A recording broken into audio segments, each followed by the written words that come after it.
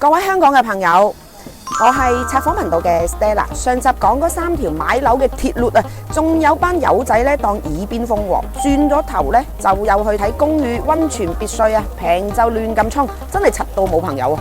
今日咧我就唔同你哋客客氣氣啦，直接剝班代理嘅假面具。好多港人過嚟中山睇樓，見到低首期、高回報，就頭腦發熱咁亂落訂。公寓啊、分割商鋪、山區嘅民女盤亂咁揀，最後幾廿萬咧就抌咗落去，鎖死咗10幾20年啦，想甩都甩唔到手啊，蠢到極致。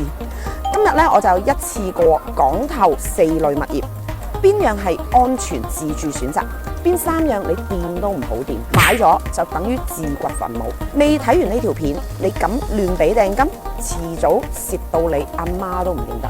而家咧，我哋先講第一大坑，40年產權嘅公寓，90%港人買完啦，都柒晒喺度啊！首先咧就講個銷售先啦，死推嘅公寓，成日喺度吹細首期、近市區，呃晒一大班預算有限嘅港人，入面嘅坑位咧多到咧數都數唔晒啊！咁我同你講個死穴啦，呢啲係硬傷嚟嘅，一世都改唔到嘅。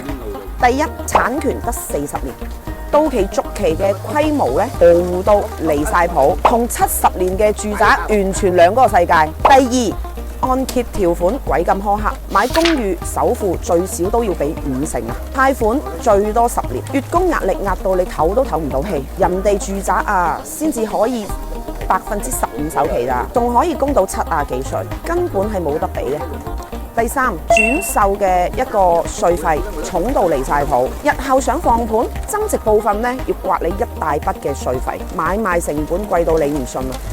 第四，住起身鬼咁唔舒服，你哋喺香港啊都住緊300-400尺嘅單位啦，翻到嚟又住翻300-400尺嘅單位，唉，我真係覺得好無鳩謂咯。仲有啊，90%嘅公寓咧都唔俾明火煮飯嘅喎，水電全部都係商業嘅一個價格收費嚟嘅。長期落袋啲銀紙咧就好似倒水一樣咁樣。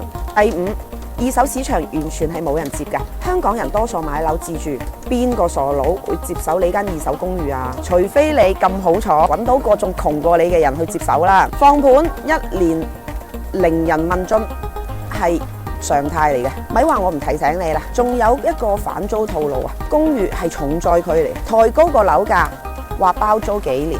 頭2年咧，俾少少甜頭吊住你先，第3年直接轉管理公司，終止合約，租金即刻 cut 斷你。有個港姐啊，38萬買市區嘅公寓，反租1月，放租半年先揾到個租客，收嗰個租金啊，連嗰個物業費都唔夠墊付啊！想賣仲要減10幾萬先至有人去睬你，純粹係白蝕時間同埋金錢。講到底，你打算自住，遲早想換樓。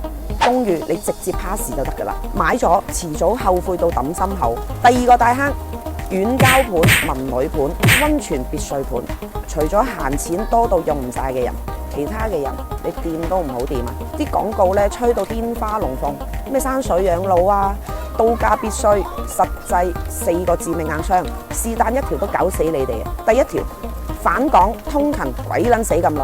大多數喺東門啊、三鄉啊、神灣嗰啲山卡拉咁鬼遠嘅，去到嗰條深中通道直通巴站，起碼半粒鐘以上。雙城生活純粹講笑啦。第2，配套荒蕪到離晒譜，周邊冇大型商場㗎，又冇3甲醫院，連買餸啊你都要揸車揸半粒鐘先到。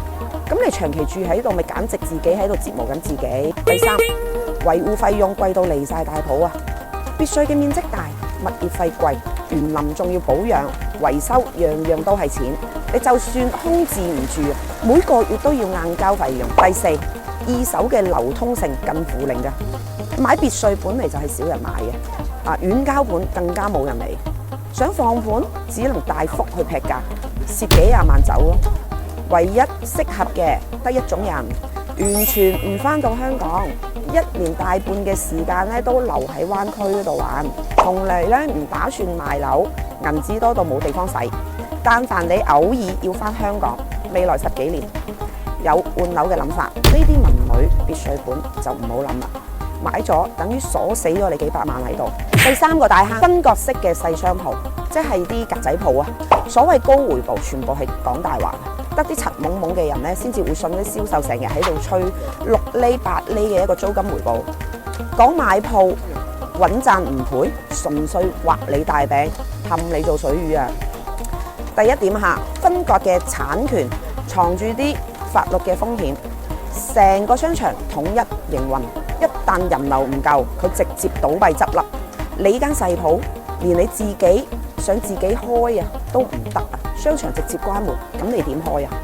第二，保底租金套路同公寓一模一樣，提前將幾年嘅租金咧抌入去樓價嗰度賣俾你，頭2年準時派租，後面經營唔掂嘅話，直接 cut 咗你嘅租金，cut 發租金，你冇任何辦法㗎。第三，睇落門檻細，實際咧總價唔平嘅喎，仲要存款或者超高首期，幾百萬資金就咁直接鎖死咗幾10年。第四，風險大到離晒譜，商場收入咧全靠個運營嘅團隊。中山嗰度咧有一大堆遠郊嘅商場，開業1-2年就死寂咗啦，鋪位咧永久空置，仲發夢靠啲細商鋪收租致富啊！冇癲啦，分割嘅細鋪見到就直接轉身走啦，唔好浪費時間啊！唯一安全嘅選擇咧，70年嘅純住宅，其他3類咧全部都係垃圾嚟噶。講完咧嗰3樣伏位滿嘅物業，咁我而家就講下唯一值得港人入手嘅70年純住宅啦。全部優勢都啱晒香港雙城生活嘅人，退休嘅老友。第一點，按揭夠晒體諒香港人啦，首套最低15%嘅一個首期款，供款嘅年限長，唔使逼自己一次性擺幾百萬落去。第二，民用水電啊，可以明火煮食，一家大細咧長期住喺度咧都非常之舒服噶，唔使捱啲商業嘅收費用。第三點，二手市場最吃香，無論你係自住定係輕度養老，人人都會揀住宅啦。遲早想放盤嘅都有人去承接你個單位啊。第四，市區馬鞍島近通道，直通巴，客運碼頭齊全，往返香港唔使兜大圈。第五點，冇反租嘅一個包裝套路，售價透明，唔會將租金成本參落去你個樓價嗰度氹你。講句大白話，香港人落中山自住養老，週末過嚟 hea 嘅話，淨係揀70年住宅就得㗎啦。其餘3樣你唔好亂掂，唔好貪小便宜，吃大虧啊！最後咧，我再拎翻上述3條置業嘅一個鐵律出嚟，新睇嘅朋友咧就即刻收藏，唔好柒懵懵唔記得啊！第一條，中山樓咧唔炒得㗎，只係適合自住㗎咋，千祈唔好發夢搏升值。第二條，所有嘅反租高回報投資嘅股仔，通通都係騙局嚟嘅，你半分都唔好信。第三條，任何承諾只認合同嘅白紙黑字，銷售口頭吹到上天，全部作廢。今集講嘅公寓、別墅、商鋪，9成中伏個案，全部係一班友仔貪高回報、貪大單位，亂信啲銷售講大話，違反鐵律先至蝕底啊！完全係自己攞嚟賤啊！咁你哋身邊有冇啲朋友亂咁買公寓啊，或者別墅有踩坑嘅？鄰區講下你哋嘅經歷，我逐條回覆拆彈。準備落中山睇樓嘅朋友仔可以直接私信我免費幫你篩走所有伏盤。條片咧有用嘅，麻煩你哋點個 like， 然之後再收藏，撳個鐘仔，轉發俾身邊準備買樓嘅豬朋狗友，訂閱鬧鐘，唔好錯過我嘅更新啦。OK， 我哋下一集見，拜拜。